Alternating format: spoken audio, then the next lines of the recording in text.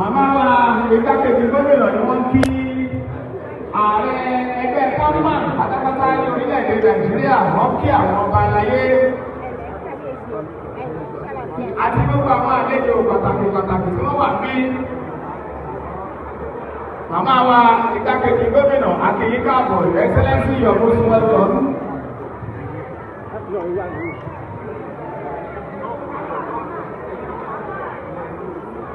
Lateef Adedimeji fúnra ẹ̀ òun ló kí màmá wa igbákejì gómìnà káàbọ̀ ní ẹnu ọ̀nà wọ́n sì jọ wọlé sí inú gbọ̀ngàn tá a wà yìí.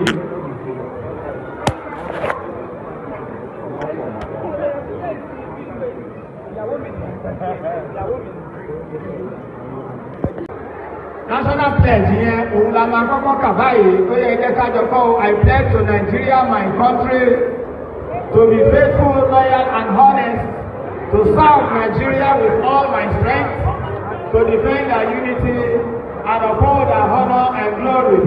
So help me God. Lẹ́yìn eléyìí a máa wá kọ orin ògo ti ìpínlẹ̀ Ògùn, iṣẹ́ yá ọmọ Ògùn, iṣẹ́ yá ó yẹ ẹ̀jẹ̀ kájọ kọ́ bákan náà. Iṣẹ́ yá ọmọ Ògùn, iṣẹ́ yá Elédùmarè, iṣẹ́ máa yá o.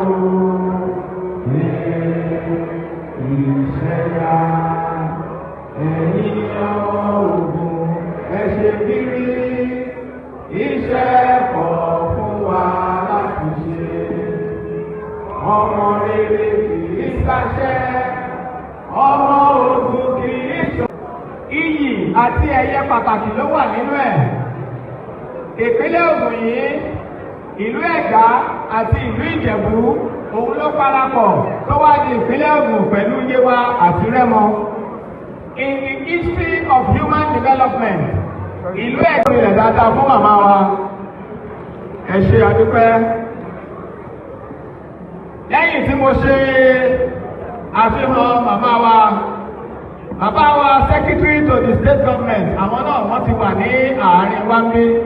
Àtẹ́wọ́ tó rinlẹ̀ dáadáa fún Mr. Tokunbo Salabi tí wọ́n jẹ́ SSC ní ìpínlẹ̀ Ògùn bí TT10. Mo ti rí jẹ́sí yẹn lónìí.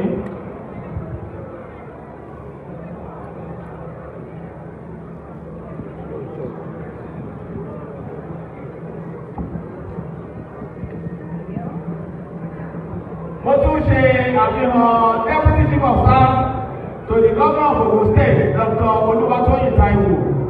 Ẹ ṣé àdúpẹ́ ẹkú ìdílé.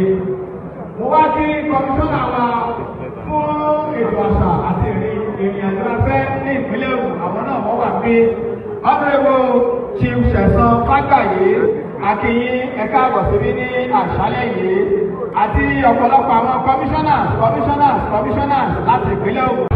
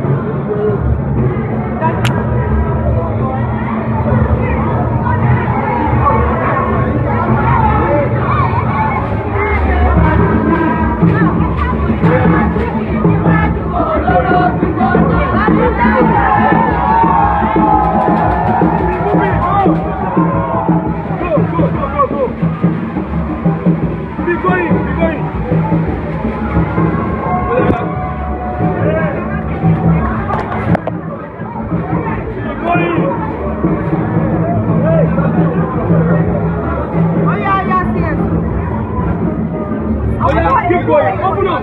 Open up.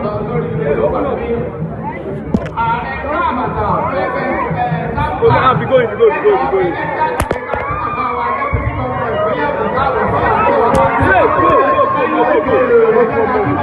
Going, please. Yeah? Oh, yeah. Ẹ jẹ́ ká pàtẹ́wọ́ tó rinlẹ̀ dáadáa fún màmá. Àtìlẹ́yìn ńlá, àtìlẹ́yìn tó gbogbo ọmọ ìjọba àti gbogbo àwọn ọmọ ìpínlẹ̀ Ògùn. Ni a ṣe fún Lateef.